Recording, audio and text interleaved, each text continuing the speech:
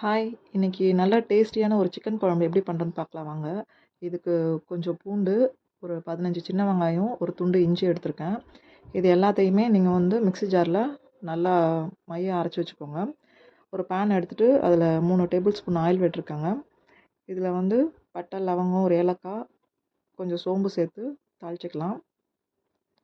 இது தாளித்ததும் நம்ம வந்து 2 பெரிய வெங்காயம் கட் பண்ணி வச்சுருக்கேன். அந்த 2 பெரிய வெங்காயத்தையுமே பேனில் சேர்த்துக்கலாம். இதை நல்லா கொஞ்சம் வதக்கி விட்டுக்கலாங்க. இப்போ வெங்காயம் சீக்கிரம் வதங்கிறதுக்கு கொஞ்சம் உப்பு சேர்த்துக்கிறேன். நான் கல் உப்பு சேர்த்துக்கிறேன். அதாங்க இப்போ நல்லா வதக்கி விட்டுக்கலாங்க. வெங்காயம் ஒரு பாதி அளவுக்கு வதங்கி வரணும். இப்போ பாருங்கள், இந்த அளவுக்கு வெங்காயம் வதங்கி வந்ததுக்கப்புறமா நம்ம அரைச்சி வச்சுருக்க அந்த பேஸ்ட் இதில் சேர்த்துக்கலாம்.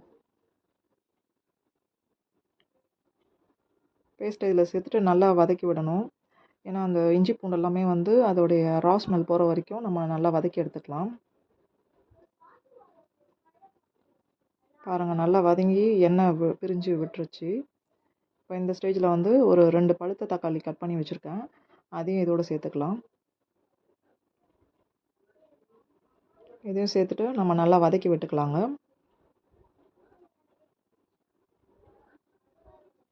இப்போ கறி குழம்புக்கு நான் ஒரு 2 உருளைக்கிழங்கு சேர்க்க போகிறேன்.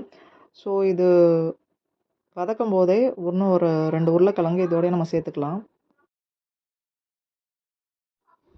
தேவையான உப்பும் நம்ம சேர்த்துக்கலாங்க. இதில் ஒரு 2 பச்சை மிளகாவை சேர்த்துறேன். இப்போ உருளைக்கிழங்கு கட் பண்ணி வச்சதை சேர்த்துக்கலாம். எல்லாத்தையுமே சேர்த்து கலந்து விட்டுக்கலாம்.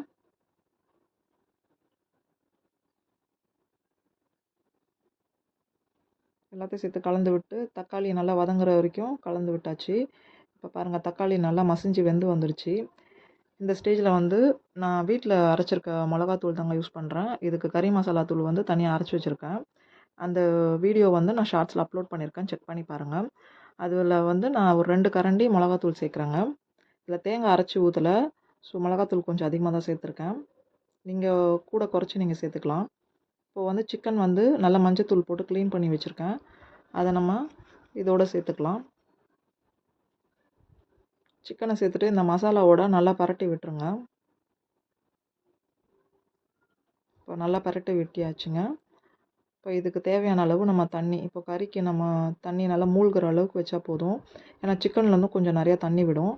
பாருங்கள், இந்த அளவுக்கு தண்ணி ஊற்றியாச்சு. இதில் வந்து நம்ம கொத்தமல்லி கொஞ்சம் நிறையாவே கட் பண்ணி சேர்த்துக்கலாம்.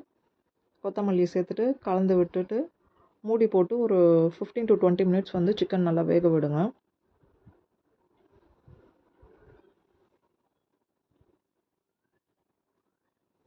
அதாங்க 15 மினிட்ஸ் கழித்து பார்த்தீங்கன்னா சிக்கன் பாருங்கள் நல்லா வெந்து நல்லா எண்ணெய் விட்டுருக்கு.